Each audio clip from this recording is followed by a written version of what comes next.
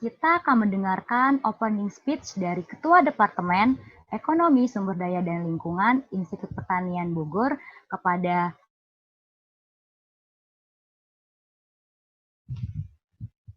Okay, thank you very much, Griselda. My Excellency, Dr.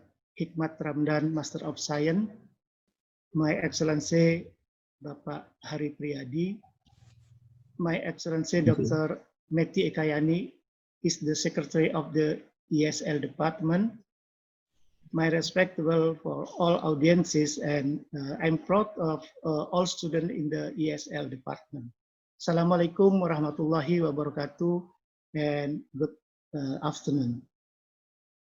First of all, I, as the head of the ESL department, would like to thank Hikmat Ramdan, Master of Science. As a lecturer in the School of Life Sciences and Technology, Bogor Technology Institute, Bandung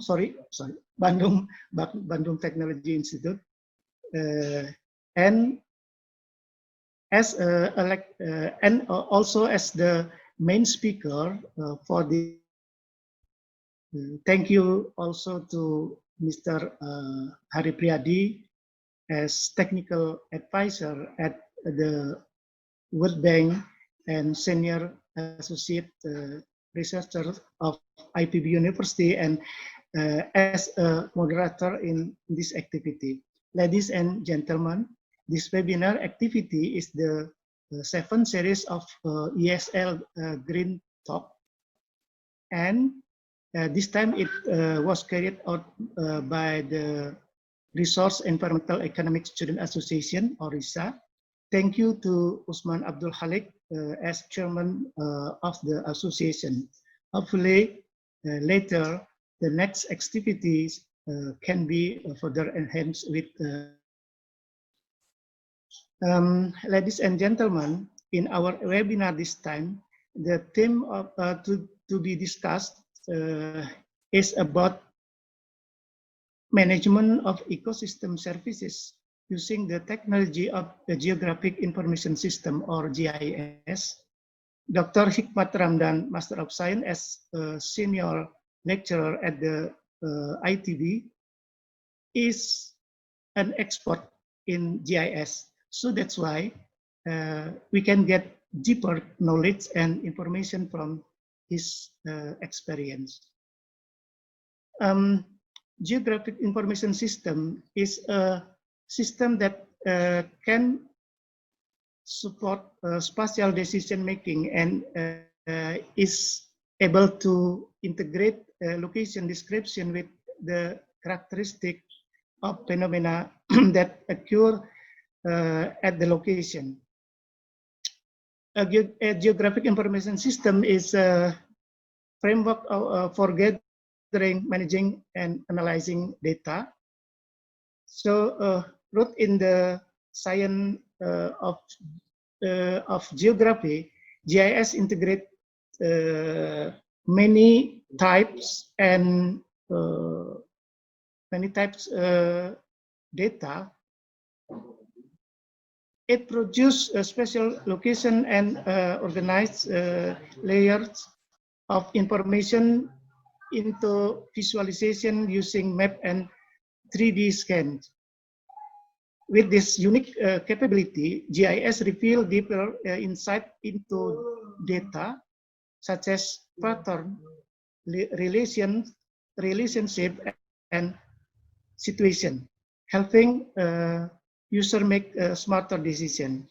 Hopefully, from this activity, we can all add knowledge and insight, especially related to the use of GIS in management of ecosystem services.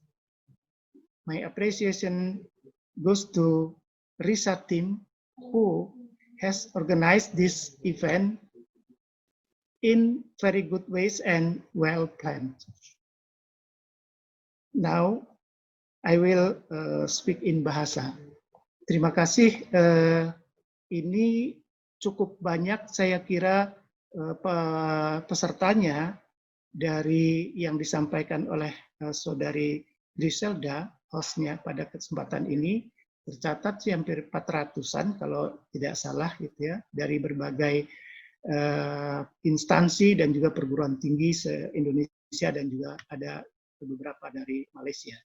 Mohon maaf kami menyampaikan sedikit ini informasi dari departemen bahwa di Departemen Ekonomi Sumber Daya dan Lingkungan ini kami menyebutnya adalah departemen pertama di Indonesia yang levelnya S1 ya untuk program studi ekonomi sumber daya dan lingkungan. Jadi Bapak Ibu sekalian silahkan kalau berminat untuk mendaftar di ESL, dan kami punya 3 divisi ekonomi pertanian, ekonomi sumber daya, dan ekonomi lingkungan. Di departemen kami ada 6 program studi termasuk S1, 5 program studi S2 dan S3, yaitu S2 untuk ekonomi sumber daya lingkungan, S2, S3 untuk ekonomi pertanian yang sudah paling tua di IPB juga, dan yang terakhir adalah S2 dan S3 ekonomi kelautan tropika. Kami mengundang Bapak Ibu sekalian, ini sekilas saja informasi dari saya sebagai Ketua Departemen, mendapatkan mandat tentunya dalam setiap pertemuan, dalam webinar ini pun, karena ini juga dari berbagai penjuru dunia yang ada, berbagai penjuru yang ada di Indonesia. Silahkan untuk lebih tahu tentang kami, tentang ESL, ya, buka websitenya. Mungkin itu, terima kasih sekali lagi Pak Dr. Hikmat Ramdan, Master of Science, yang telah bersedia untuk sebagai narasumber ya pada kesempatan ini, sebagai speaker pada kesempatan ini. Dan tak lupa tentu atas nama pribadi dan juga instansi sebagai Ketua Departemen, sekali lagi terima kasih juga kepada semuanya, Pak Hari, teman-teman semuanya, baik mahasiswa dan juga kolega-kolega yang ada di perguruan tinggi dan juga di instansi-instansi baik swasta maupun pemerintah. Itu yang saya dapat sampaikan. Saya akhiri, billahi taufik wal hidayah. Assalamualaikum warahmatullahi wabarakatuh, dan selamat berwebinar. Saya kembalikan ke Griselda. Baik, terima kasih kepada Bapak Ahyar untuk opening speech-nya. Tentunya saya tidak sendiri pada webinar pada hari ini. Webinar pada hari ini akan dimoderatori oleh Bapak Hari Priyadi. Please welcome Mr. Hari Priyadi.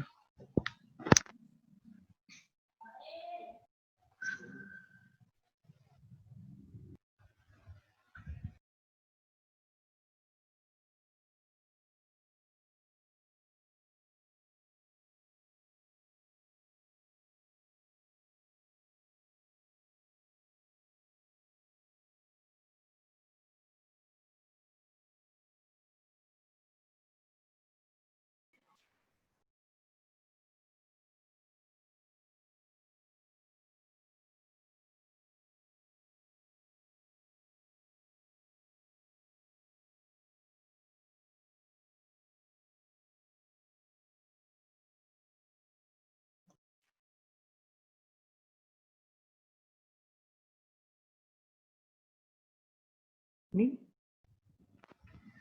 Mr. Hari Priyadi currently works as a World Bank technical advisor for the last 2 years, providing technical advice to the central and subnational government related with sustainable forest landscape and climate change program in the bank. He is also a senior associate with the ASL Department IPB University. He published more than 30 scientific articles, publications including the peer-reviewed journals. With his team, he put foundation of Green Talk platform at ASL Department of IPB University. He loves traveling, cycling, and playing guitar. Mr. Hari Priyadi, this time is yours. Oke, thank you, Griselda. Apakah suara saya terdengar dengan baik? oke, terdengar lantang. Ya, terima kasih. Terima kasih Pak host ya, dari hostnya nih, dari Risa yang sangat baik menyiapkan acaranya. Good afternoon, participant. Thank you for joining the talk today. I hope you are in very good, healthy, and strong conditions. First of all, thank you, Head of Department, Pak Ahyar, who provided the openings and also direction and advices for today Green Talk. Would you? There's something happen. Ada suara yang masuk. Tolong host mungkin di mute sementara.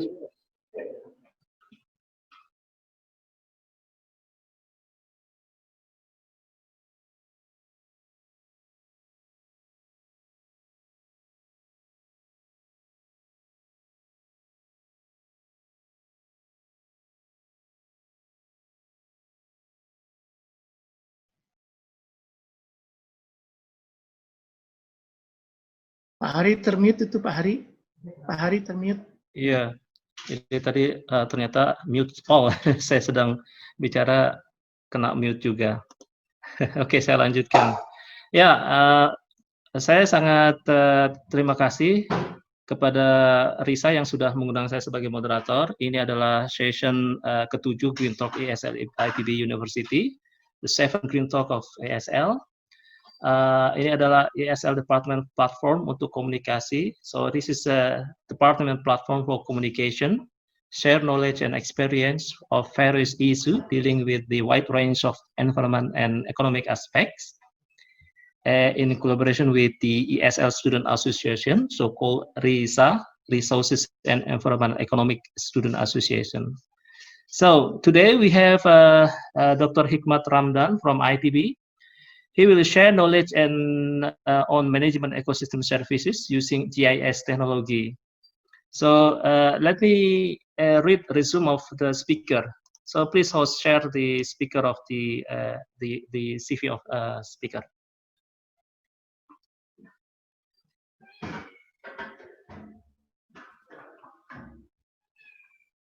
Okay, so Dr. Hikmat Ramdan was born in Garut, West Java, 26 November 1971.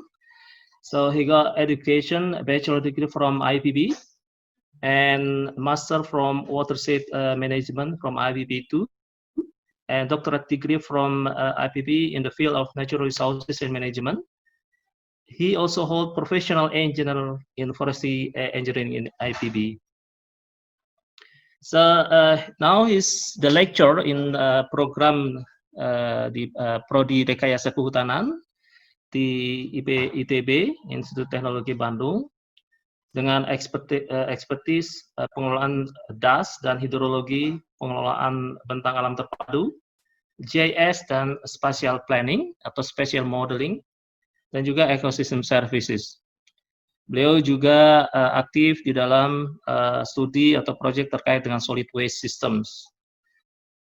Saat ini beliau mengampu beberapa kursus di ITB. Yang pertama adalah remote sensing and GIS kehutanan, pengelolaan bentang alam terpadu, pengelolaan jasa ekosistem, manajemen kawasan konservasi, survei dan pemetaan, analisis dan pemodelan spasial biodiversitas, dan juga etika profesi insinyur.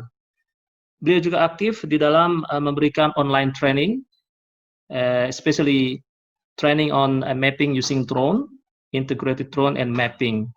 So he is quite active, and he is my senior actually in IPB, in Faculty of Forestry IPB. And I know that he is also expert in the forest health activities. You know that the forest also important part for our health, to provide some of the what you call refresh condition. So this is very important for us. One of his expertise actually. Now we will have what you call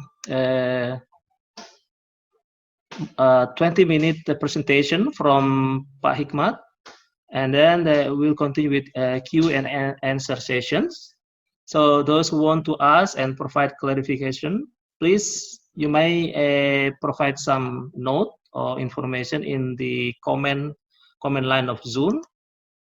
So I will read that questions and then convey to Pak Hikmat Ramdan. And then after that, we will continue with the discussion. So Pak Hikmat, this is time for you to present your PPT. Thank you.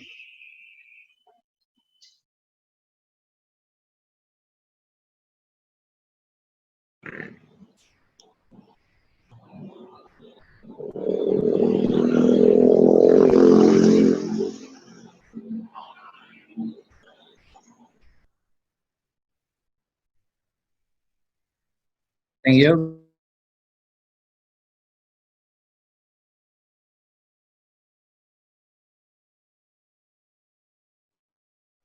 Okay. Good afternoon. Can you hear my voice? Okay. Thank you for Mr. Ahyar as the head of Economic and Resource Development at IPB University, and then Mr. Hari Priadi as a moderator, and all of the participants in this webinar. I would like to discuss about the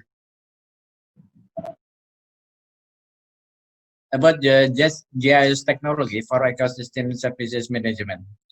As you know, I am a lecturer of School of Life Science and Technology in Bandung.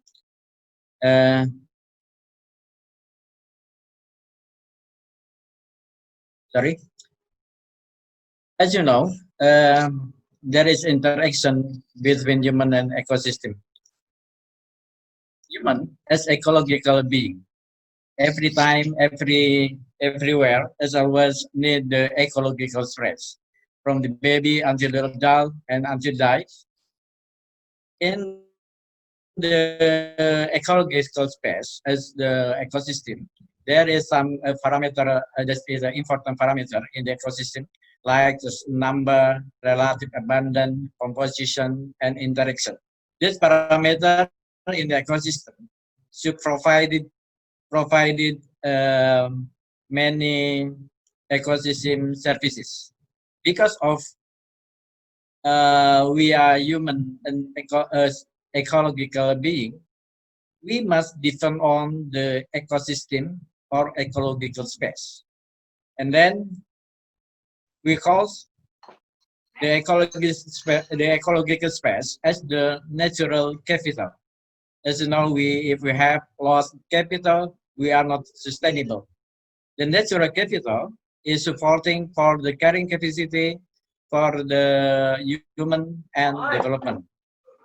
This is a basic philosophy, how the human and ecosystem interaction, and how the ecological space always support, always provide all human needs, like water, like oxygen, and the others.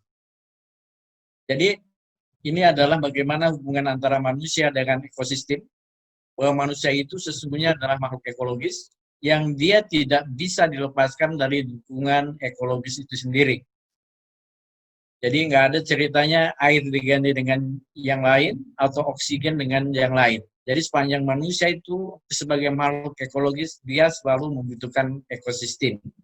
Nah, di dalam ekosistem inilah tentunya ada yang disebut dengan ekosistem services.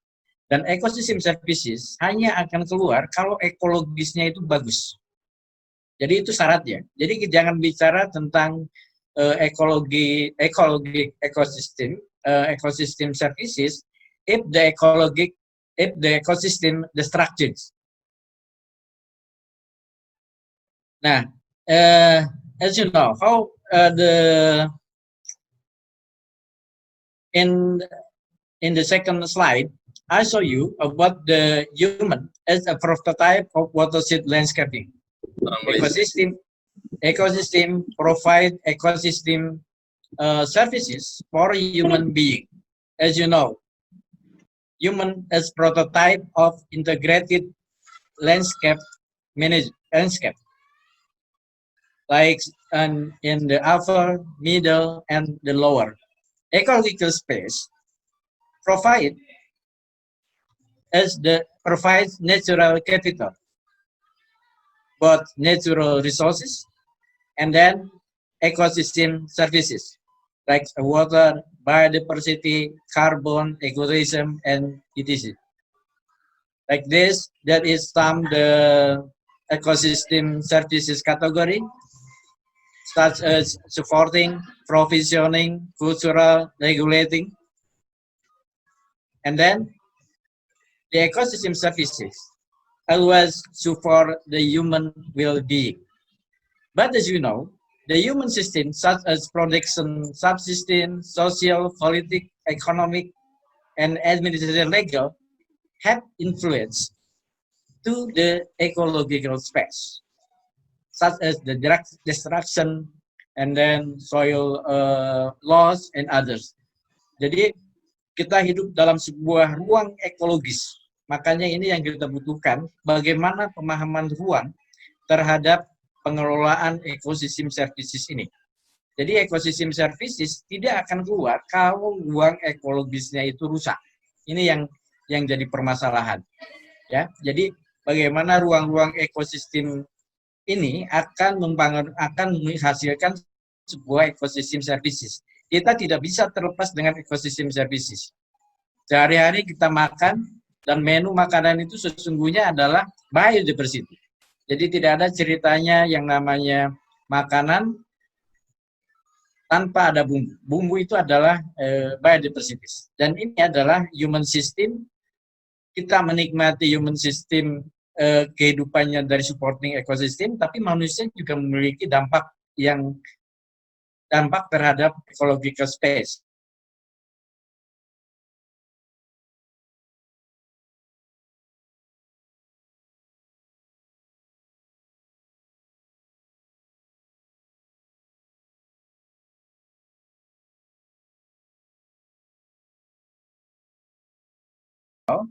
How to value the ecosystem services.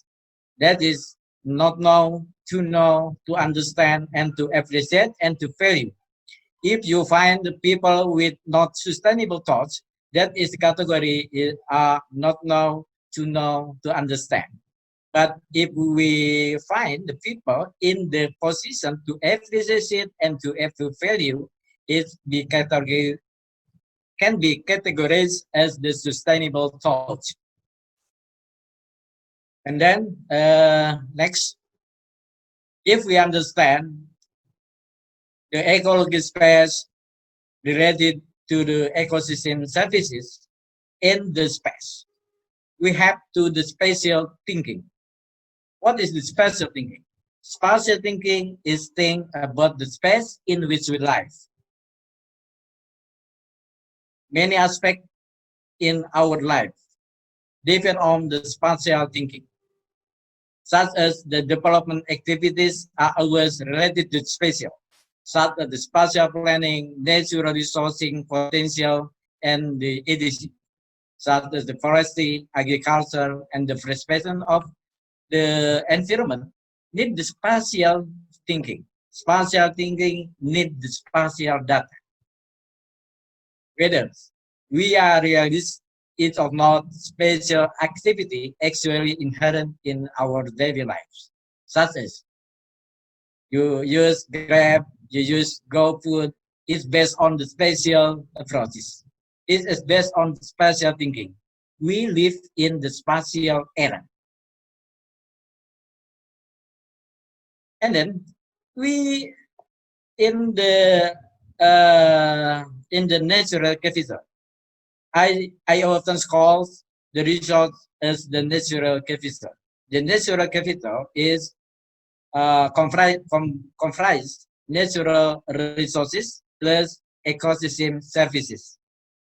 But if the natural positive is good, the ecosystem service is good. But if the natural resources is bad, so the ecosystem services is bad.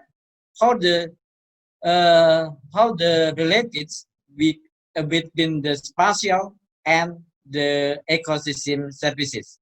You can see my picture like this. Ecosystem services based on the biophysical structure and process in ecosystem is the best. And then after we understand biophysical structure, they provide the function of ecosystem, and then they provide the services of ecosystem services, and then we value in the benefit for the human. So if you can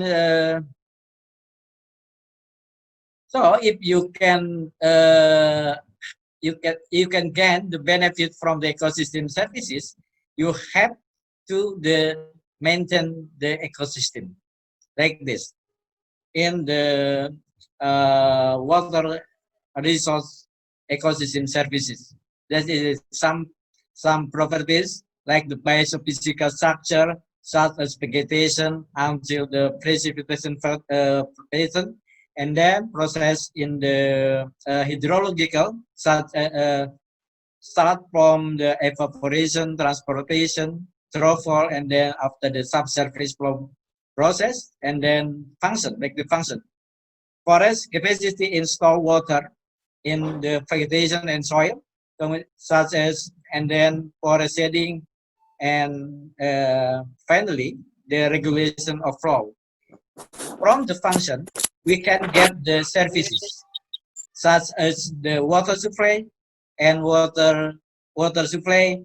In water, we have three main parameters like quantity, timing, and the quality. And then in the last is the benefit from ecosystem services. We can water supply for household, hydropower, reduction in the number and severity of food, less sediment in water's body. Is the principle how the related the spatial and the ecosystem services. So we in managing the ecosystem services, we have to learn the spatial analysis.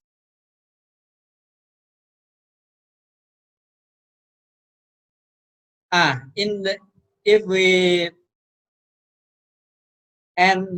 continue how the ecological space, like the natural capital, and then this is the ecological space. In the ecological space, we acquisition the spatial data source from the terrestrial survey with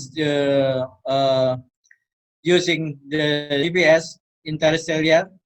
We use satellites, and then we base on the base map and thematic map, and then we use drone. We integrated the for spatial data source to collecting many spatial data for ecosystem services management.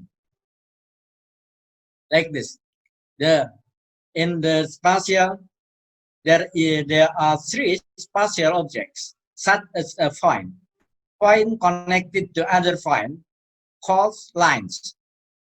But more than three point connected called the polygon. If its spatial object such as point we added the attribute, especially in the ecosystem services spatial modeling. There are two main parameters that have acquisition. First, landscape topography, and then the ecosystem component. Jadi saya menjelaskan bahwa di dalam hubungannya natural capital dengan di dalamnya ada ecosystem services, tentunya di dalam melakukan analisis spasial ada 3 hal yang harus dikemukakan. Pertama adalah yang disebut dengan data spasial itu berupa point, berupa garis, berupa poligon. Masing-masing garis, masing-masing point, line, dan atribut, dia memiliki atribut. Jadi point, line, polygon yang berbasiskan koordinat itu adalah yang disebut sebagai spatial data. Nah, di dalam spatial data untuk kebutuhan ecosystem services, kita mesti memahami tentang landscape topografi.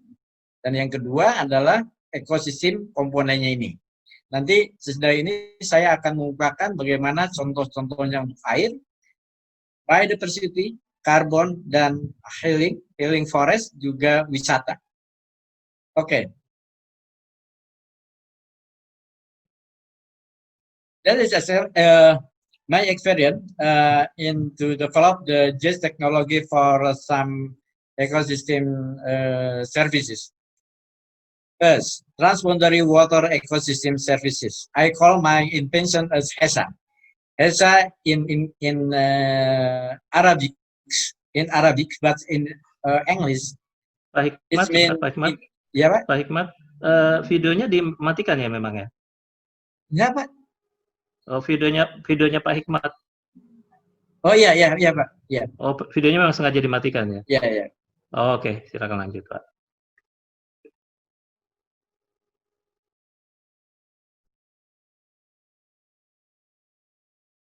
Yang pertama ada yang at first I will show you the transboundary water ecosystem services.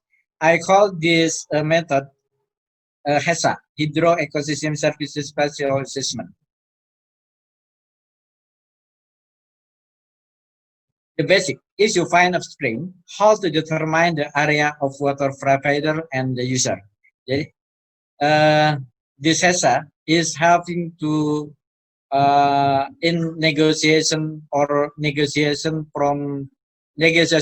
process from the water provider and the water user. Hydro Ecosystem Services Spatial Assessment. In my HESA method, you can define the boundary of water provider if you find a water spring in your area. And then from the water spring, you can define the water user area. The user area that is like this in the lower from the spring location. This method has been adopted as the keputusan direksi Perum Perhutani, state-owned in forestry, as the pedoman, reference books in inventory, evaluating, and usage of the water resource in the ecosystem services in Perhutani. This is the model. You define, Anda menentukan digital elevation model. After using the some software, you can delineation the watersheds in for the upper and lower watershed, and then you overlay with the water spring, and then you can find the upper from spring point calls the WVA. WVA is water provider area. And then lower from the spring point, you can call the WUA, water user area. And then like this, the waterfall. Jadi metode ini sangat sederhana, metode HESA ini bagaimana kita membangun dari data digital terrain model. Data terrain model ini bisa diturunkan dari akuisisi satelit maupun juga data-data yang sudah ada, misalnya dengan data SRTM atau mungkin juga bisa menggunakan data DEMNAS. Nah, dari data DEMNAS ini diolah dengan software sehingga akan terjadi delineasi batas DAS. Dan batas DAS ini nanti akan dioverlaykan dengan lokasi dari mata air, sehingga di atas mata air itu dia akan disebut sebagai WPA, wilayah penyedia air, dan ke bawahnya adalah wilayah penyedia pengguna air.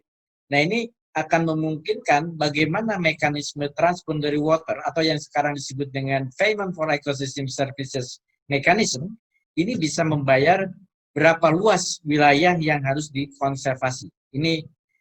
Ini sudah menjadi SK dari Perum Perhutani.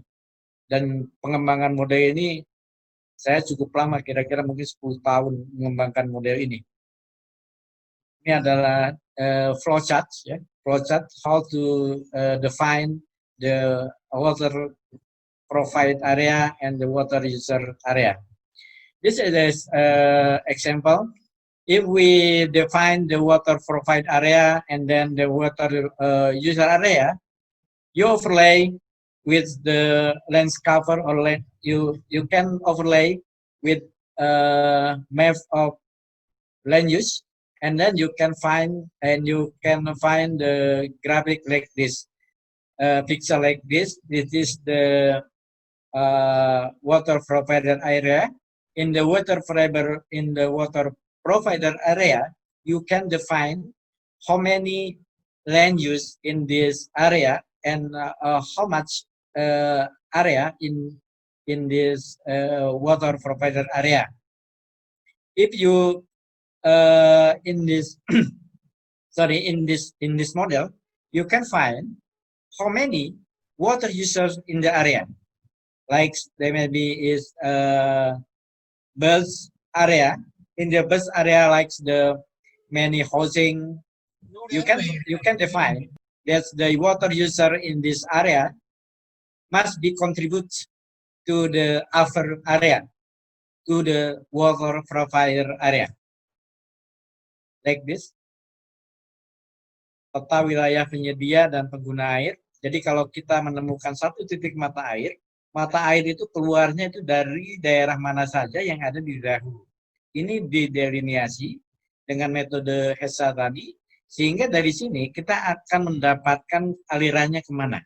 Kemudian aliran ini dibatasi kembali berdasarkan small catchment, ya, sehingga kemudian ketika kita overlaykan dengan land use map, ya, kita akan menemukan seperti tadi siapa saja yang menggunakan air itu, ya, sebagai bagian di dalam proses negosiasi air dalam payment for ecosystem services.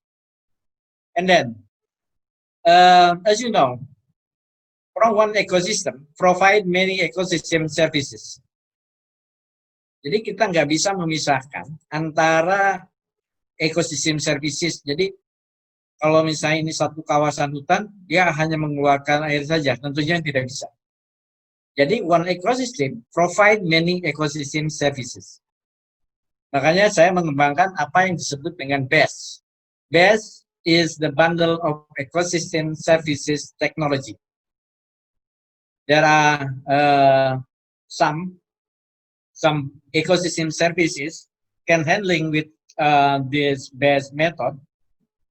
First, carbon sink, and then biodiversity, water, and natural tourism in one ecosystem. This is the short method how to make the biodiversity ecosystem services. At first, you must create the land use map, and then you has to field survey to determine the biodiversity index, and you can find the biodiversity value for land use. You can calculate via a biodiversity ecosystem map from the land use overlay with the biodiversity value per land use. And for carbon ecosystem services,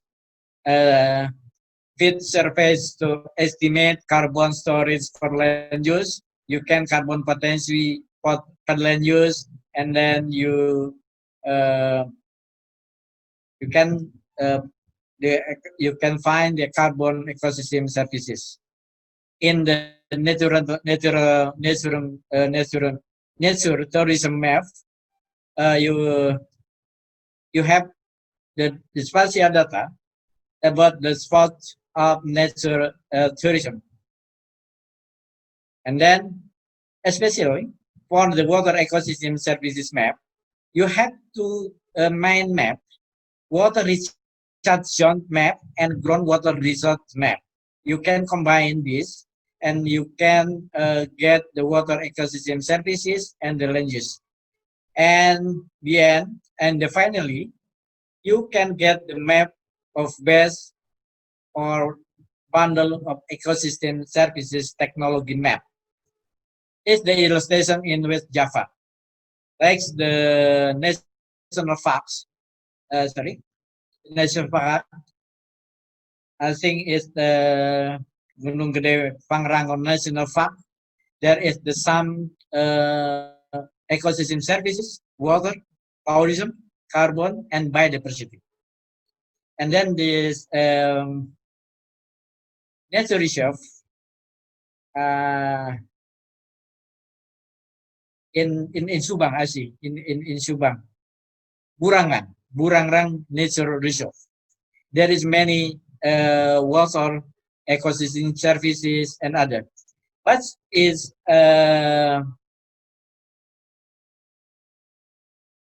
so in one ecosystem have many or some ecosystem services.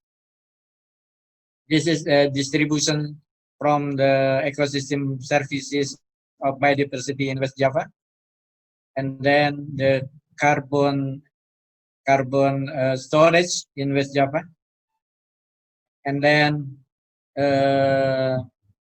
map of water ecosystem services in West Java. And my invention my new invention in the ecosystem services, I found the method the healing forest is different from the forest bathing.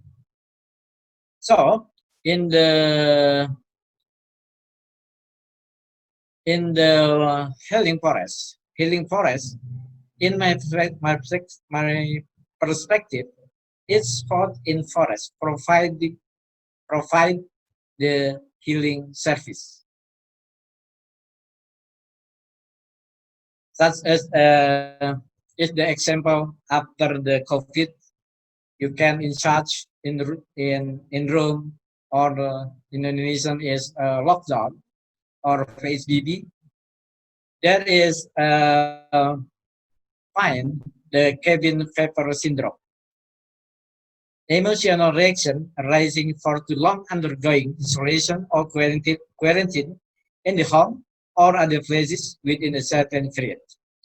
Jadi ini adalah salah satu contoh bagaimana sesungguhnya si healing forest ini bisa digunakan untuk membangun kembali kesehatan yang pernah terganggu dengan PSBB. Ini salah satu contohnya. Cuman yang disebut dengan healing forest ini agak berbeda dengan forest bathing. Jadi yang disebut dengan healing forest ini adalah spot-spot tempat di dalam ekosistem hutan yang memberikan jasa kesehatan. Kalau forest bathing adalah activity terkait dengan kesehatan dengan menggunakan media hutan. Yang satu adalah activity, yang saya menemukan bagaimana titik-titik di dalam hutan itu memberikan healing services. Ini bedanya. Jadi saya lebih ke pendekatan ekologis. Nah, Ini adalah how to identification of the healing forest spots. In the first, we use the data from the satellite, and then we use the drone for the tiling, the potential of the healing forest location, and then we use the physical environment measurement to measure some healing forest environmental parameter such as temperature, relative humidity, light intensity, noise, slope, vegetation index, and then the wind velocities. Jadi di dalam pendekatan identifikasi daripada healing forest ini, sesungguhnya ini karena areal hutan itu sangatlah luas, makanya kebutuhan data spasial ini mutlak dibutuhkan. Jadi kita menggunakan data-data satelit, kemudian kita gunakan data drone, kemudian juga ini adalah alat-alat parameter yang digunakan. Nah, parameter yang digunakan ini adalah ada beberapa. Suhu relatif, kemudian RH, ya, kelembaban, intensitas cahaya, kebisingan, slope, kemiringan, vegetation index, dan kecepatan angin. Nah, dari pendekatan ini, we find the selected healing forest spot, Ya. Kita dapatkan spot-spot healing forest yang terseleksi.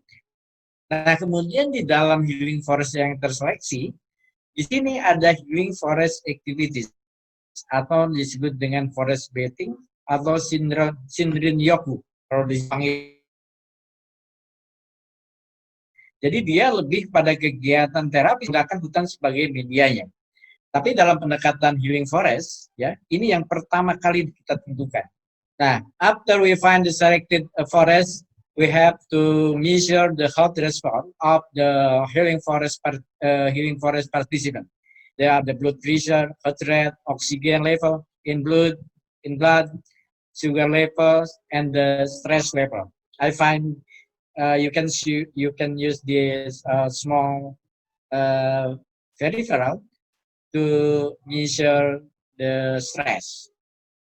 Jadi Anda bisa gunakan alat ini untuk mengukur stres before and after berada di dalam hutan. This is a sample environmental parameter measurement like this.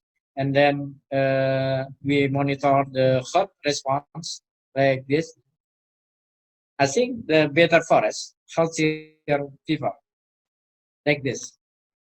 Ini adalah satu contoh parameter dari penggunaan untuk mengukur stres. Jadi mengukur stres itu dengan alat tadi. Ada info tentang physical stress, mental stress, kemudian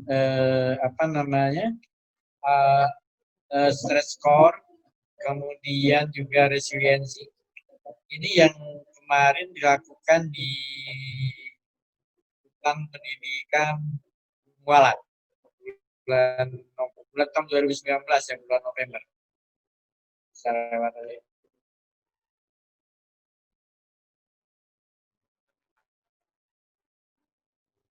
Nah, ini orangnya, teman saya Pak Gustaf.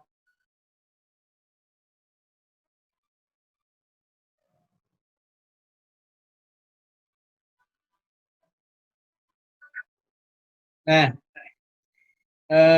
2014 saya juga menggunakan bagaimana mengukur efek dari elektromagnetik terhadap agen-agen polinasi.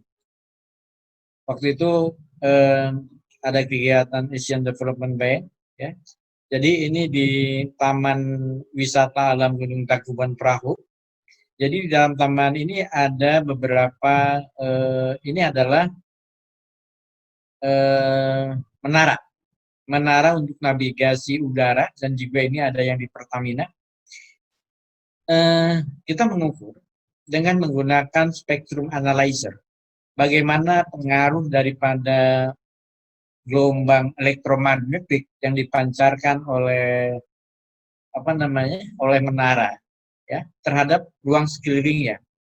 Ternyata saya menemukan bahwa di sini ini sampai 150 meter dari sini itu ini nggak ada bunyi-bunyi seperti misalnya burung, kemudian serangga, ini bersih terus. Karena kemungkinan di sekitar ini elektromagnetic efeknya dia sangat tinggi. Dan ini di sebelah sini, ini bisa kelihatan bahwa wilayah pohon tumbuhan-tumbuhannya sebelah sini dan di sekitar sini nih, sampai 150 meter itu kerdil tanamannya. Ya. Dan ini ternyata memang kalau kita lihat, yang ini penelitian ini belum banyak dilakukan. Saya nggak tahu di Indonesia ini waktu saya tahun 2014 melakukan riset ini, yang dilihat itu ada beberapa negara di Spanyol, kemudian di India, itu sudah melakukan bagaimana efek elektromagnetik terhadap polinasi agen. Jadi ketika polinasi agen ini dia berjalan misalnya menggunakan gelombang elektromagnetik, dia masuk ke sini, dia akan mengalami apa yang disebut dengan disorientasi. Ya, disorientasi. Saya belum melanjutkan kegiatan ini. Kegiatan ini sangat luas. Contohnya bagaimana sekarang banyaknya BTS tuh. BTS mungkin rekan-rekan mahasiswa bisa juga meneliti dengan banyaknya BTS itu bagaimana terhadap cost yang ditimbulkan terkait dengan masalah polinasi. Nah ini, saya belum melanjutkan lagi sejak tahun 2014. For all, how to study in mapping. Since the work from home, with my college in the drone community make the online learning with free of charge. We increasing the competency in the mapping using drone. Jadi selama WFH, saya membangun dengan rekan-rekan di komunitas, membangun Indonesia Mapping Community. Ini adalah bagian dari kontribusi kita bagi masyarakat di Indonesia, bagaimana memahami spasial itu dengan lebih gampang.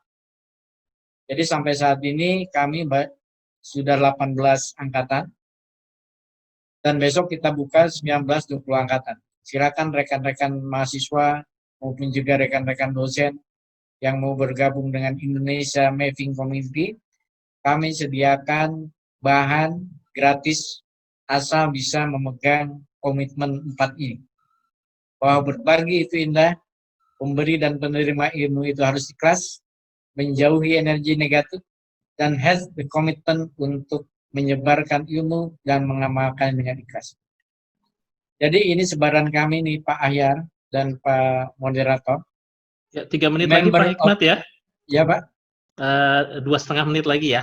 Ya, ini adalah member kami. Bagaimana kami memberikan understanding of the spatial thinking for the people in Indonesia. Jadi kami ada sekarang mencapai 377 kabupaten kota, dan kita setiap hari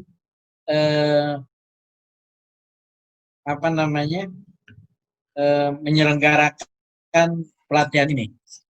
Jadi as the spatial thinking and the spatial method is important for our life because of we live in the space. If we have a better knowledge in the spatial analysis, I believe the life is better. Saya kira itu aja. Thank you very much for your attention to my presentation. I hope my presentation has inspiration for all audience in this event. Thank you very much for your attention. Selamat sore. Good evening. Assalamualaikum warahmatullahi wabarakatuh. Waalaikumsalam warahmatullahi wabarakatuh. Thank you so much, Pak Hikmat Ramadan.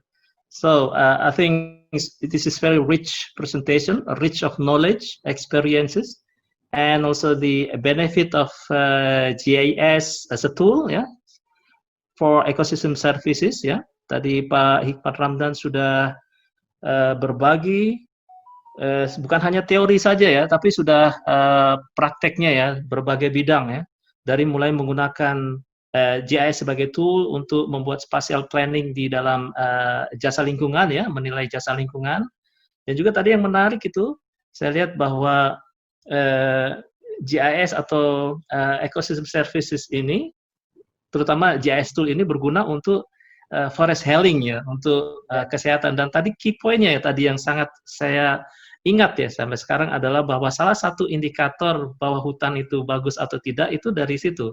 Jadi bisa dinilai dari hasil detak jantung, kemudian tekanan darah ya. Kalau itu normal berarti hutannya masih bagus. Ini luar biasa nih. Mudah-mudahan Pak Hikmat dapat paten ini, bisa mendaftarkan patennya tool ini Pak Hikmat ya. Menarik nih. Jadi ini Pak, the history of the healing forest. Jadi itu memang pengalaman pribadi saya.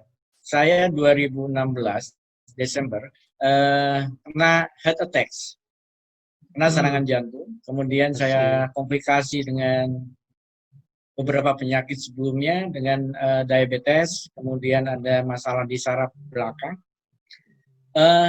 Kemudian saya karena basicnya di hutan. Saya pergi ke hutan, itu kurang lebih kira-kira 21 hari lah. Di salah satu daerah di Sulawesi Tengah. Saya berdiam di situ, karena waktu itu memang ada proyek sebetulnya. Tapi saya nggak kerja sebetulnya. Nah itu saya dalam waktu 3 bulan, recovery-nya cepat. Nah kemudian, saya mempropos, ternyata disitulah saya menemukan teori tentang connecting people to the nature. Karena bahwa sesungguhnya manusia itu adalah makhluk ekologis yang selalu terkoneksi dengan ekosistem. Nah, jadi kalau misalnya rumusnya sederhana aja, 5 panca indera sama 1 gerak. Jadi healing itu adalah healing is healing, not refreshing. Jadi tidak boleh dari 5 panca indera sama 1 gerak. Itu nggak boleh ini Pak, nggak boleh tidak nyaman. Dan semuanya adalah satu nggak nyaman, semuanya gugur. Nah itu kemudian 2 tahun saya propos ke ITB Pak, dengan keterbatasan pustaka tentunya. Jadi sampai saat ini saya men-share jurnal ke beberapa jurnal, jawabannya sama, gitu kan? Belum ada pakar yang bukan mereview ya, yang bersedia untuk mereview. Karena yang disebut dengan forest bathing yang dikemukakan oleh Kingley, dia adalah seorang terapis. Tapi saya seperti Pak Moderator adalah forester. Jadi bagaimana kita menentukan kondisi lingkungan ya yang memungkinkan kita itu dapat healing service. Jadi bukan ke terapisnya nih Pak Ayan. Not about the forest therapist, because I'm not the medical therapist, I'm a forester. Very interesting, Pak Hikmat. Yeah. Very interesting. I think based on own experience, then you develop the tools, ya. Ini sangat menarik sekali, Pak Hikmat. Jadi sudah berbagi kepada kita semua, Bapak Ibu sekalian, ladies and gentlemen. So, Pak Hikmat Ramadan share the experience from his own health problem. So develop this tool. How the tool can support the to measure the forest as a healing system for us. So terima kasih Pak Hikmat Ramadan, sekali lagi terima kasih banyak. Ini kita ada dari yang sudah sudah login itu ada 189 partisipan ya, from around the world actually. So kita punya partisipan dari Aceh, dari Papua ya, dari tengah, dari barat ya, lengkap dari Jawa dan luar Jawa. Dan tentu saja saya juga ingin menyapa peserta dari UPM Malaysia, University Putra Malaysia. Welcome ya. So you also welcome if you have some question or share experience to all of us. You are very welcome. So Pak Hikmat, kita punya banyak pertanyaan sebenarnya, sangat menarik paparan Pak Hikmat sehingga men-trigger beberapa banyak pertanyaan. Saya akan coba, ini ada peserta dari FSI, Pak Hartono ya. Saya ingin supaya Pak Hartono menyampaikan juga, FSI merupakan lembaga yang sangat penting di Indonesia untuk sertifikasi ya. Mungkin Pak Hartono sebagai country manager FSI di Indonesia bisa menyampaikan pertanyaannya langsung ini. Nanti kemudian selanjutnya saya juga minta mungkin dari UPM juga yang ingin menyapa silakan. Dan juga dari Kanada nih ada Pak Hikmat ya, ada UNB Frederickson, nanti mungkin bisa menyapa. Saya berikan yang lain nanti akan saya bacakan, tapi saya ingin mempersilakan Pak Hartono untuk menyampaikan pertanyaan langsung. Silakan Pak Hartono. Baik Pak, maaf ini mungkin kurang begitu jelas koneksi saya. Ya, terima kasih telah diberi kesempatan untuk bertanya. Jadi sebenarnya begini. Kita juga sudah mulai melakukan penilaian terhadap ekosistem services di hutan produksi.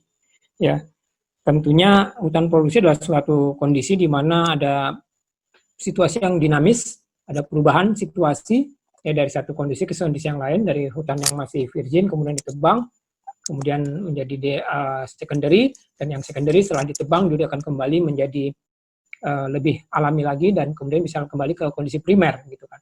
Nah, kita sendiri lagi coba mengembangkan pengukuran assessment untuk beberapa komponen ekosistem services, diantaranya biodiversity, kemudian karbon, air, konservasi air dan konservasi tanah, dan juga ekoturism.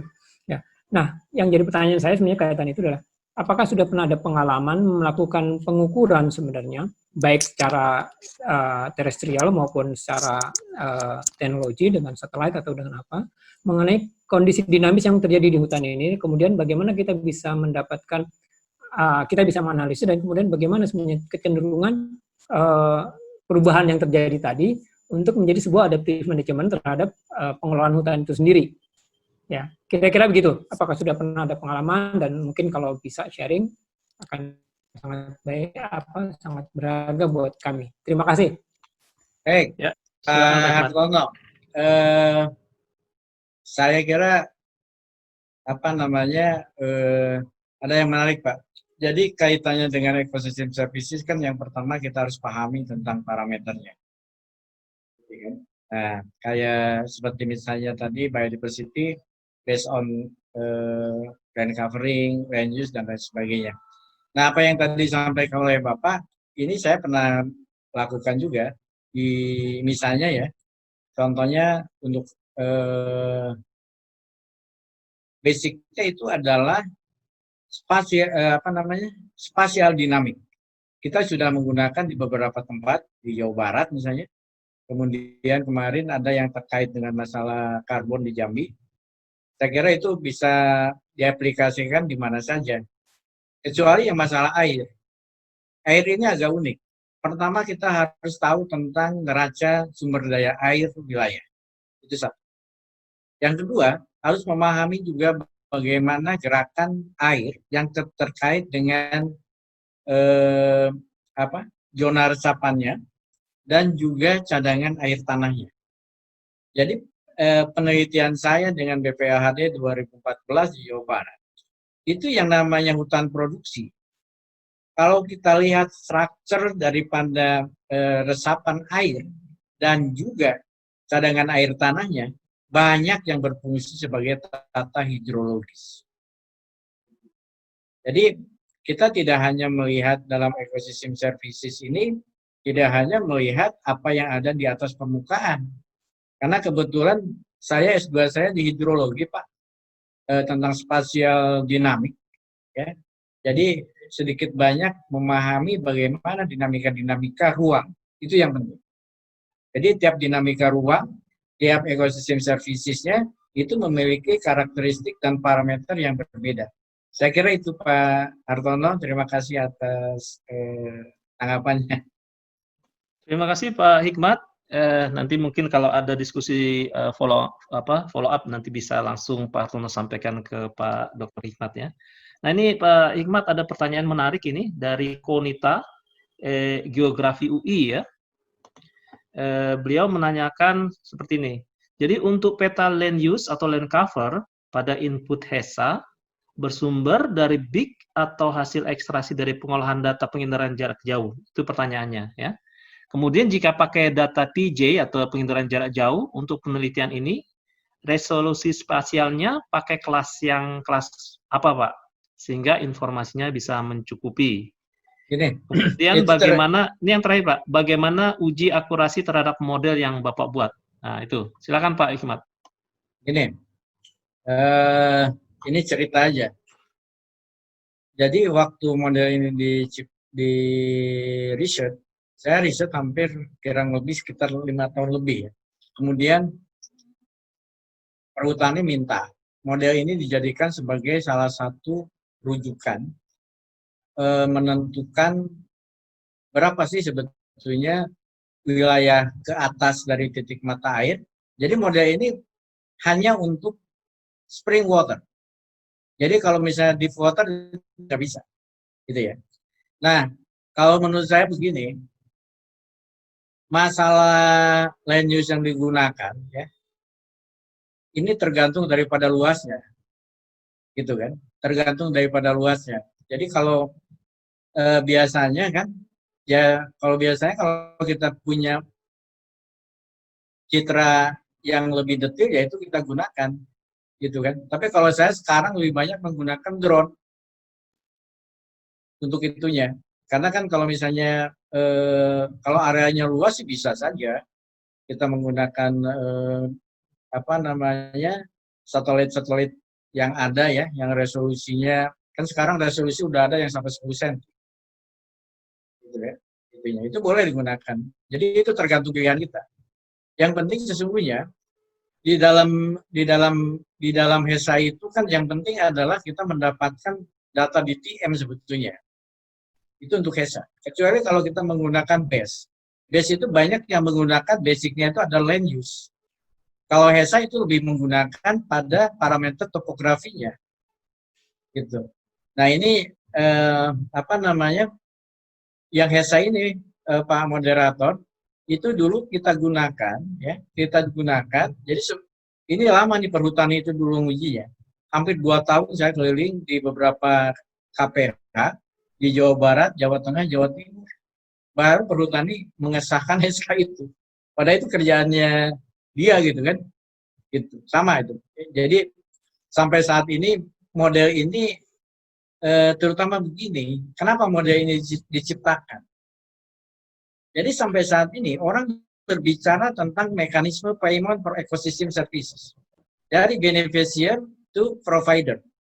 Tapi yang jadi masalah, berapa hektar yang harus dia konservasi? Lahannya itu.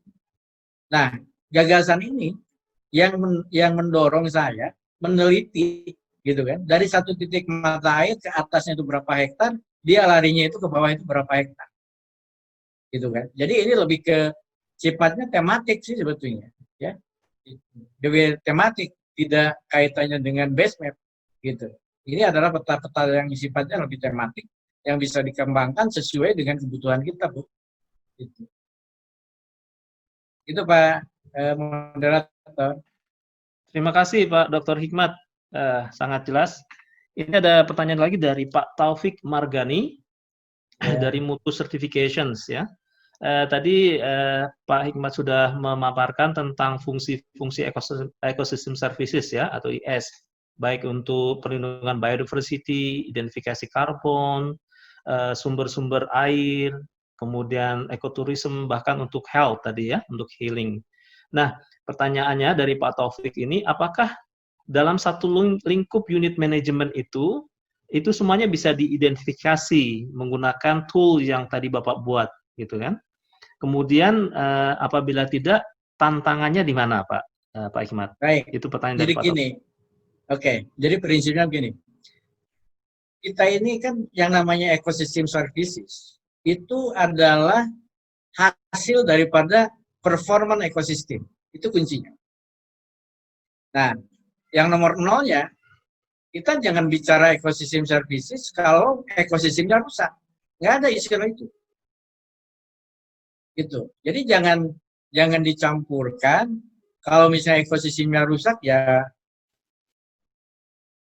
nggak dapat ekosistem services dengan baik. Nah, masalahnya begini. Menurut ahli ekologi tumbuhan yang dari LIPI, Pak Kuswata, Indonesia itu punya 57 ekosistem. Mulai yang dataran rendah sampai yang tinggi. Kita sampai saat ini belum pernah mendefinisikan di tiap ekosistem services itu detailnya seperti apa. Jadi misalnya kayak hutan pegunungan, apa sih yang bisa didapatkan ekosistem services di situ? Hutan pantai apa gitu. Jadi artinya pendekatan-pendekatan yang dilakukan itu bisa dilakukan, gitu kan. Paling tidak minimal kita tahu dulu karakteristik ekosistemnya dan kemungkinan potensi apa yang keluar dari ekosistem services itu. Itu yang penting, gitu kan. Dan jangan kan artinya kan gini, kita selama ini bicara tentang ekosistem services, value itu berbicara hanya sepotong dari hasilnya, tapi tidak memahami ekosistem services itu prosesnya dari mana. Itu adalah proses ekologis, gitu. Jadi harus nyambung. Makanya kalau kita paham tentang ecological process di hulunya, ya, maka ketika value berapa yang akan kita lakukan, ini akan setidaknya akan menyelamatkan itu. Jadi kuncinya di situ, Pak. Jadi bisa saja ya. Ini bebas saja. Mungkin dalam satu ekosistem itu bisa beberapa ya, gitu kan? Beberapa. Nah, makanya dalam ekosistem services seharusnya izinnya itu tidak satu-satu. Misalnya ini pariwisata dalam satu lokasi izin lagi, air izin lagi. Gitu kan. Jadi mungkin bisa jadi ke depan itu pendekatan izinnya itu dalam bentuk misalnya satu kawasan. Itu akan lebih rasional. Karena tadi ekosistem kita kan nggak bisa tahu. Apakah nanam pohon itu hanya khususnya misalnya untuk oksigen aja nggak ada air? Ya, itu. Karena kita harus pahami. Jadi kalau misalnya ekosistem services management, syaratnya adalah paham ekologi. Itu. Jadi kalau kita nggak bisa memahami tentang ekologi dan ekosistem yang ada di situ, ini sebetulnya tidak akan maksimal, gitu ya. Nah ini yang saya kembangkan ini basisnya adalah ekologis, gitu kan. Nanti silakanlah rekan-rekan di rekan-rekan di ekonomi lingkungan yang bisa nanti menghitung tentang benefitnya tadi. Jadi kan tadi saya jelaskan, ini ada yang disebut dengan biophysics process, dia menghasilkan function menghasilkan services itu menghasilkan benefit. Rangkaian ini yang harus dipahami, Pak. Itu Pak Moderator. Baik Pak Hikmat, sangat jelas sekali. Mungkin saya tambahkan saja bahwa pendekatan landscape juga sangat penting untuk menilai suatu ekosistem. Ya. Jadi landscape management sekarang kita bermainnya di landscape ya, supaya tidak hanya satu sektor saja, tetapi sektor yang lain juga ikut. Ya, kemudian tidak hanya menilai satu ekosistem saja, tetapi semuanya juga harus ikut dinilai. Bukan hanya benda, tetapi manusianya juga harus ikut di dalamnya. Jadi terintegrasi gitu Pak ya. Makanya di kami Pak, kebetulan saya ngajar di Forest Engineering dan Agriculture Engineering, itu adalah mata kuliah wajib. Namanya adalah pengelolaan bentang alam terpadu, bukan lagi pengelolaan DAS. Jadi integrated landscape management. Karena di situ adalah bagaimana kita memahami tentang ruang, di mana berbagai aktivitas itu kan ada di landscape, tadi kata Pak Ari ya, ada di landscape dan lain sebagainya. Dan bagaimana itu landscape yang ada yang mendorong human and activities-nya itu bisa berjalan dengan baik gitu. Jadi kita sudah mewajibkan itu mata kuliah wajib Pak. Jadi kita menerapkan mata kuliah wajib di dalam praktikumnya. Pengelolaan bentang alam terpadu itu praktikumnya adalah aplikasi JIS dengan untuk landscape integrated landscape management. Jadi orang harus tahu sekarang tentang spasial. Jadi kita misalnya dijemput, diantar sama online aja, itu kan basisnya adalah basis pendekatan spasial, Pak. Gitu. Jadi spasial itu bukan lagi jadi milik satu satu ini ya, bukan milik satu bidang saja. Semua bidang itu perlu spasial. Malah yang terakhir itu member kita di Mamberamo Raya, dia kebetulan salah seorang kepala bidang di pajak, sarjana ekonomi, dia menggunakan mapping dengan drone untuk mengidentifikasi potensi pajak bumi dan bangunan. Dan itu memang bisa dilakukan. Karena apa? Pikirannya tadi adalah spatial thinking. Ini jadi semua orang yang hidup itu kan, sepanjang kita hidup perlu ruang, Pak.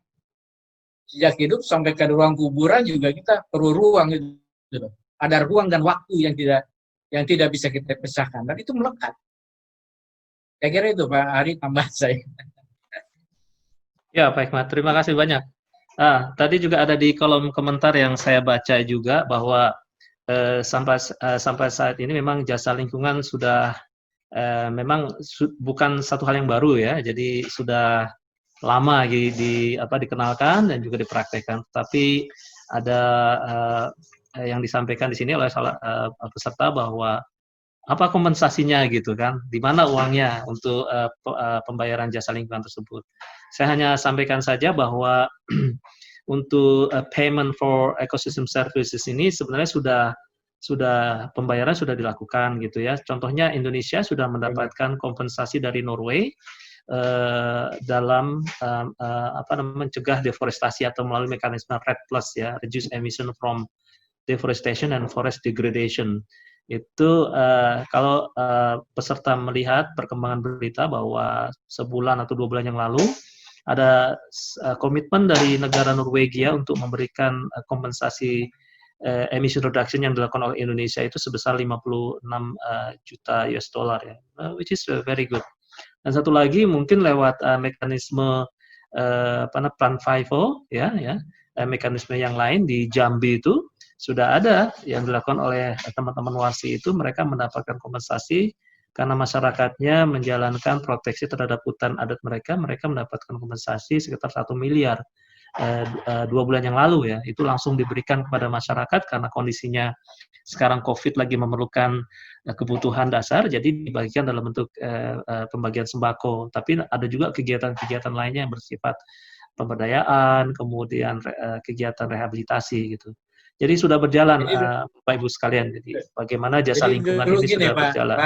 Pak Ari nih. Silakan Pak. Ya. Saya dulu itu belum ada PES istilahnya. Jadi waktu saya menyelesaikan IPSL, saya kebetulan dibimbing almarhum Pak Kuswardono, Pak Prof. Budung, sama Prof. Hidayat Paulitan dari Agromet. Jadi tentang cerita pengelolaan air minum lintas wilayah di Kabupaten Kuningan. Waktu itu belum ada cerita tentang PES. Karena saya meneliti tahun 99 sampai 2003 di situ. Dan terakhir bagaimana komitmen pemerintah Cirebon untuk membayar air ke wilayah Paniis. Masuk kenapa wilayah itu jadi taman nasional untuk menjamin air dan lain sebagainya. Dan kenapa itu karena saya waktu itu lagi penelitian ya langsung terlibat Pak. Di situ. Itu tahun 2002-2003. Nah, kemudian untuk kebijakan di tingkat provinsial, di tingkat lokal, di tingkat provinsi, ini Jawa Barat itu sudah punya Perda nomor 5 tahun 2015 tentang pengelolaan jasa lingkungan hidup. Itu satu. Kemudian, jadi itu keluar sebelum ada PP Instrumen Ekonomi Lingkungan Hidup tuh, ILJH, gitu kan. Nah, uniknya itu tetap berjalan. Malah kalau nggak salah itu sekarang itu udah mulai bikin pokja-pokja. Nah kemudian juga kalau kawasan itu ada di perhutani, khusus untuk Jawa Barat, dia bisa pakai SK yang tadi sesungguhnya. Kalau airnya itu dari perhutani. Jadi dalam SK yang tadi, itu bukan hanya melakukan delineasi, tapi kita juga berikan bagaimana petunjuk untuk menghitung nilai kompensasi yang harus diberikan ke ke kawasan hutan. Jadi artinya kita sudah menghitung 1 kubik daripada air itu berapa rupiah. Detail sekali. Karena kita harus melihat bahwa yang namanya pengelola perencanaan, macam-macam lah, penanaman dan sebagainya. Nah, itu kan kawasannya berapa luas yang harus yang harus dikonservasi gitu, yang harus dilindungi. Nah, itu ada di detail tuh. Nanti saya kasih deh kalau misalnya mau tentang aturan-aturan yang sudah detail ya, yang sudah detail, cuma masalahnya di dalam implementasinya aja ini. Karena begini, saya bisa yang tadi nggak ada yang bisa sharing sebentar ya. Kenapa misalnya ini terjadi? Karena ini adalah ada pemahaman tentang masalah nilai. Saya ulangi lagi Pak. Jadi kenapa kita nggak mau bayar gitu? Nah ini Pak Hari. Jadi tipe masyarakat kita terhadap ekosistem services itu ada 5 nih. Ada dia yang nggak ngerti, ada dia yang tahu, ada yang dia memahami, tapi belum tentu mengapresiasi. Dan kalau udah apresiasi, ya tentunya kita akan menilai ini sama dengan barang kita. Misalnya nih saya misalnya keluar rumah, tiba-tiba rumah saya itu nggak dikunci, saya pasti balik. Itu kenapa? Karena saya tahu rumah saya itu ada barang yang berharga. Gitu kan? I understand. I appreciate. And I have a value. Nah, ini yang jadi masalah. Sekarang ketika misalnya orang tidak care dengan masalah ekosistem hutan, pernah nggak diberikan informasi hutan itu ini isinya apa ke masyarakat atau ke yang lain? Misalnya kita tanya gini lah, saya misalnya ke suatu kawasan hutan, di situ ada penjaga. Pernah nggak dijelasin? Bapak di dalam kawasan ini ada jasa lingkungan dan sebagainya. Saya teringat dulu mata kuliah kalau Prof. Hadi Ali Kodra namanya Environmental Interpretation. Bagaimana kita memberikan interpretasi sehingga persepsi dia terhadap nilainya itu meningkat.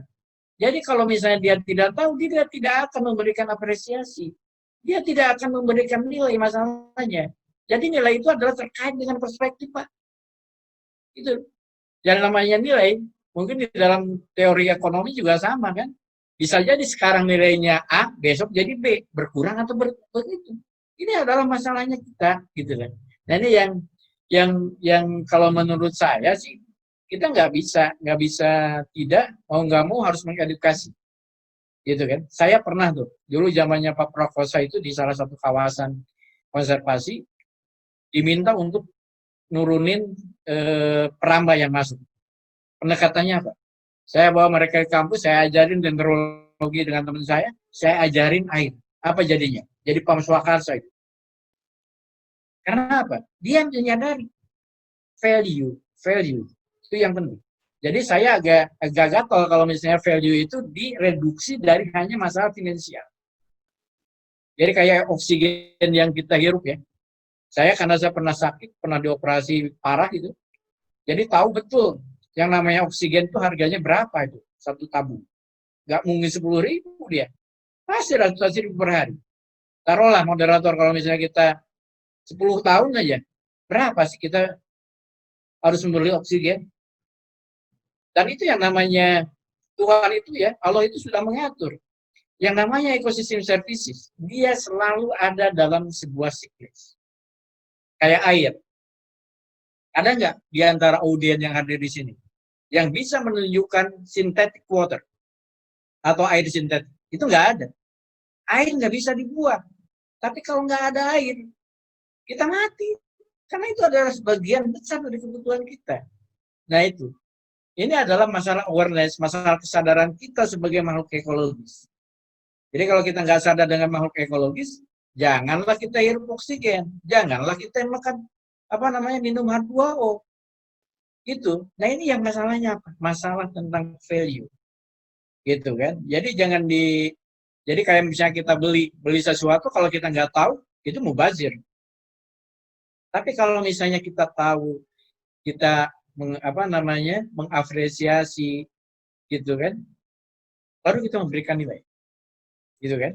Ya, betul sekali Pak Hikmat. Jadi saya ingin menambahkan itu poin pentingnya.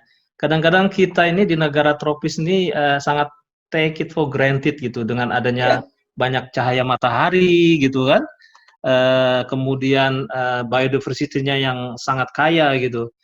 Bayangkan coba buat teman-teman yang pernah ke Eropa mungkin kemudian tinggal di sana pada musim dingin atau musim gugur ya, Panas. itu Berharga luar sekali. biasa gelap gitu. Di Eropa atau di apa namanya istilahnya di Scandinavian countries itu kalau udah masuk bulan-bulan Oktober itu gelap sekali dan anginnya sangat kencang. Jadi sampai ada teman saya dari Finlandia itu bilang bahwa suatu saat saya ingin tinggal di Indonesia dan membuat tato matahari di lengannya itu kan, karena memang dia ingin supaya terus-terusan bisa melihat matahari Pak Betul, Hikmat. Pak. Betul. Nah inilah makanya kita juga harus menghargai tadi pesan Pak Hikmat yang sangat Jadi bagus. gini, Kita harus menghargai sumber daya yang ada di kita ini. ada satu lagi nih tambahan tentang nilai. Tadi kan ada 5 level nilai. Yang pertama tadi kan to know, not know, to understand, to appreciate, and to value. Nah, ini ada yang menarik. Ada yang disebut dengan kalau kita bikin kebijakan itu tergantung daripada posisi compliant of people, sisi penaatannya. Jadi kalau misalnya masyarakat itu taat dengan masalah aturan-aturan morality lah ya, makanya kebijakan yang itu kan dia harus bersifat moralitas. Tapi kalau masyarakat sudah berpikir ekonomi, kebijakannya itu adalah remuneratif. Tapi kalau misalnya masyarakatnya itu alienatif, dia masa bodoh, makanya tugasnya otoritas itu adalah melakukan apa yang disebut dengan koersif. Tindakan yang sifatnya adalah mengarahkan dan memaksa agar orang balik itunya. Cuma yang jadi masalah, itu adalah sisinya adalah sistem value compliant orang. Itu seringkali dia satu sisi moral. Tahun depan bisa jadi ekonomi.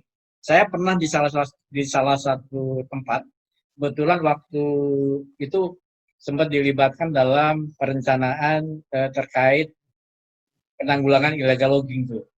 Jadi ada yang menarik tuh. Jadi sebelum ramai tentang illegal logging, dia salah satu juru kunci di situ.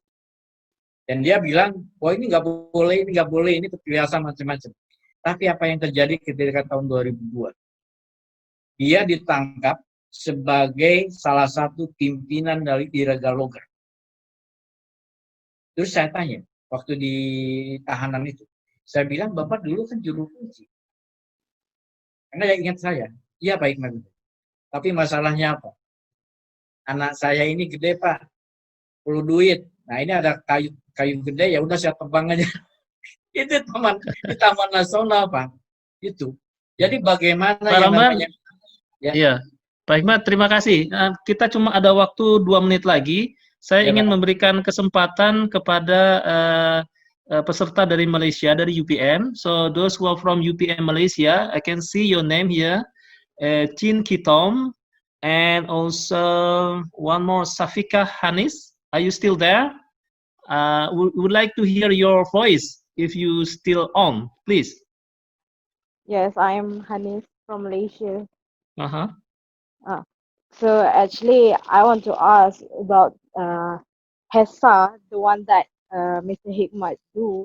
It's actually very interesting because in Malaysia, we do have something similar to HESA, but not being widely used in Malaysia. So I want to know, is HESA being applied in the whole Indonesia or just for it as academic purposes? Yeah. Okay. Please, Pak Hikmat, respond it. Okay, thank you, Ms. Safika from UVM. I think the HESA it can anywhere. I think the example in my experience, I developed in some site in the West Java Island. I think because of the approaching of the HESA model is the based on the digital silent model. You can apply in anywhere, such in Malaysia, in the other place. Saya kira itu, Pak. Terima kasih Pak Hikmat. Kebetulan waktunya memang sudah pas ini 17.20. We still have a lot of questions, but we have limitation in terms of time. So apology for those who are raising questions, but we cannot answer at the moment. But please, you may contact Pak Hikmat Ramdan directly because he also shared his email address. So you may send your concern or question to Pak Hikmat directly. And I also really appreciate your active question and also providing information from where you are, ya, dari mana saja. Saya lihat di sini sangat menarik, dari mana-mana, ada yang dari Jambi juga, dari Gorontalo, sangat menarik. Jadi terima kasih, sampai detik ini masih bertahan 189 peserta Pak Hikmat. Jadi nggak ada yang meninggalkan ruangan webinar ini, Green Talk ini. Boleh, nanti kita buka diskusi lagi. Iya, siap. Nanti kedepannya kita akan follow up untuk yang lebih spesifik, misalkan drone. Dan juga mungkin bisa share juga informasi tentang online training terkait dengan drone itu, Pak Hikmat ya, kepada peserta. Itu ada di Facebook Indonesia Mapping Community. I see, ya. Thank you. Tadi ada yang menanyakan juga bagaimana cara bergabung di Indonesian Mapping Community. So Pak Hikmat sudah memberikan informasi, bisa dicari di Facebook tentang itu, jadi bisa kontak di sana. Saya juga tertarik Pak Hikmat untuk ikut. All participants, thank you so much for attending this Green Talk, 7 Green Talk. And I think Pak Hikmat Ramdan sudah memberikan dan juga berbagi teori dan juga implementasi dari GIS di dalam penilaian jasa lingkungan. Begitu. Ini sangat memperkaya pengetahuan kita. Terima kasih banyak Pak Dr. Hikmat Ramdan atas paparan dan juga responnya yang sangat super ya, dan juga peserta yang sangat aktif. Saya kembalikan kepada host untuk melanjutkan acara selanjutnya. Terima kasih. Thank you, Mr. Hikmat Ramdan, for giving us such interesting and enriching knowledge about this topic. Terima kasih juga Pak Hari Priyadi telah memoderatori acara kita pada hari ini. Kepada semua hadirin, boleh tolong dicek room chat-nya karena panitia telah memberikan link yang berisi feedback untuk evaluasi panitia terhadap acara ini, dan yang satu lagi adalah link untuk mengirim bukti screenshot untuk mendapatkan certificate.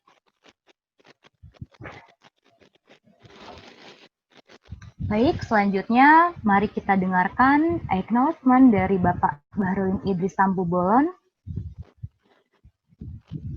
Halo Pak. Ya, Assalamualaikum. Selamat sore. Good afternoon, everybody. Thank you for the time. Hello, host. Maybe I will give some acknowledgement because it's very interesting materials from Mr. Hikmat Ramdan. Thank you so much, Kang Mr. Hikmat Ramdan, my senior, and also be friend because I met him in Sukabumi 2 years ago maybe. Because it's very interesting, I will give some explanation about the materials, about how we can get more benefit from spatial data, because it's very visualization of PES, how PES can work. We can see the beneficiaries and provider in some spatial, because many our study, especially in our department, Pak Hikmat Ramdan, we talk about the PES, but we didn't give the perspective of the spatial. It's very interesting. Today we get more information about that. And after that, about the HISA, BESS, and forest sealing, actually it's a very, very interesting also, because we can get the more perspective about how can this system work, and many subject is include and get connected, and also I very say thank you to about the materials. So maybe I want to also join with Indonesian mapping community. Thank you so much. Maybe the next batch, Mr. Hikmat. Okay. Thank you. Oke, terima kasih banyak. Saya sangat hari ini sangat mendapatkan banyak sekali gambaran dan pencerahan mengenai PES ini berlangsung, dan bagaimana sebenarnya sistem yang sangat-sangat kompleks, namun ternyata memiliki connectivity dengan berbagai macam keilmuan.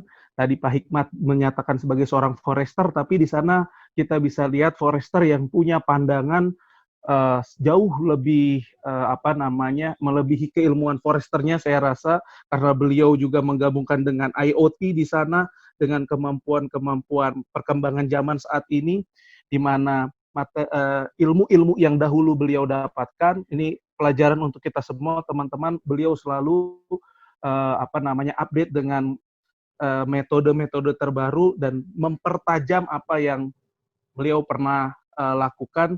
Ini menjadi semangat yang sangat baik untuk kita, dan saya ikuti terus tadi Pak, walaupun tidak ada video, ini mohon maaf karena ada keterbatasan, tapi saya perhatikan betul beliau ini materinya sangat kompak di waktu-waktu yang singkat ini. Terima kasih, saya sangat berharap hari ini teman-teman khususnya di Departemen ESL, mahasiswa kami bisa mendapatkan poin sisi yang lain, interest yang lain, point of view yang lain dari bagaimana PES ini sebenarnya nyata dan bisa menggerakkan sebuah apresiasi, valuing terhadap ekosistem yang selama ini kita dapatkan langsung dari Tuhan. Terima kasih banyak Pak Hikmat, sampai ketemu lagi. Hatur nuhun pisang Kang. Assalamualaikum warahmatullahi wabarakatuh. Terima kasih kepada Bapak Bendoin. Selanjutnya akan ada pemberian e-certificate dan plakat yang akan disampaikan oleh Ketua Departemen Ekonomi Sumber Daya dan Lingkungan, Bapak Ahyar Ismail, dipersilahkan.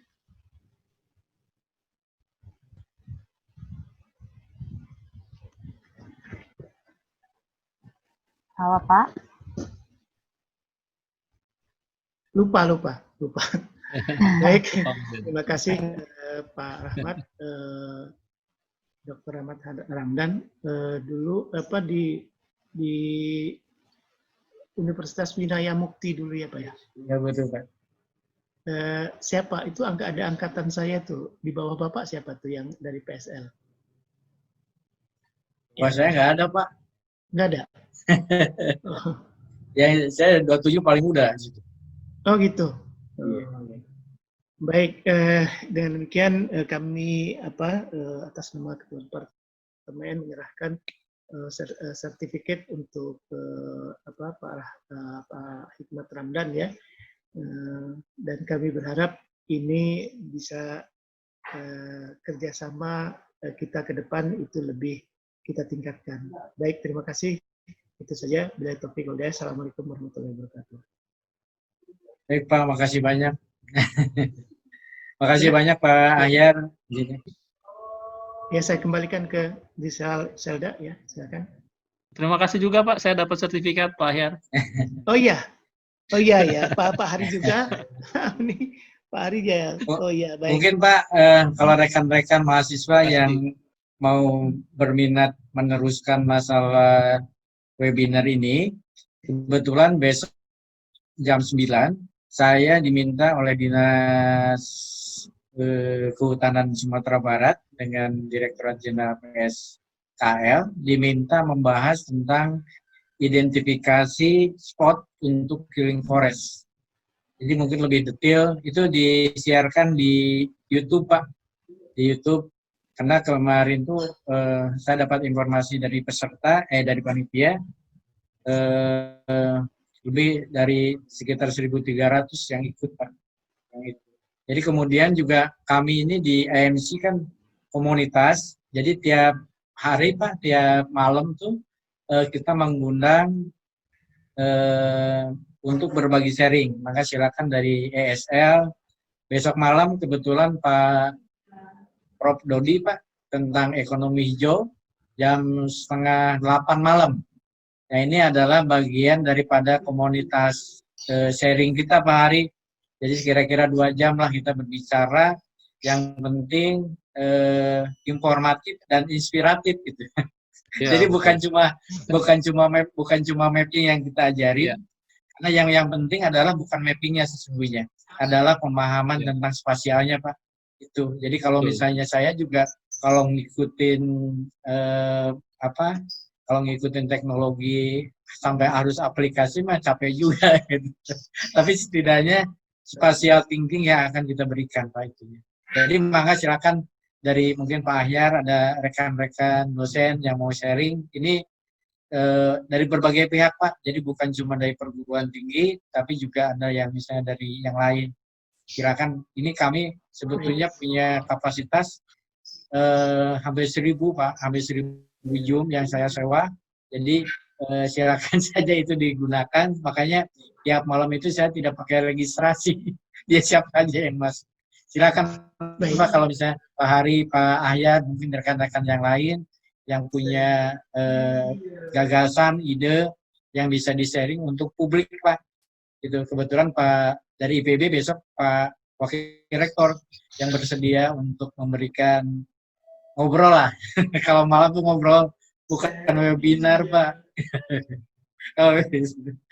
Baik, terima kasih Pak Hikmat Ramdan, terima kasih banyak.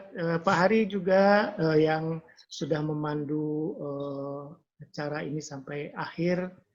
Sama-sama, Pak. Itu sudah banyak juga berkontribusi kepada departemen. Saya sudah tidak usah ceritakan, tetapi kami terbantu sekali tentu dengan beberapa kegiatan-kegiatan yang ada Pak Hari di situ.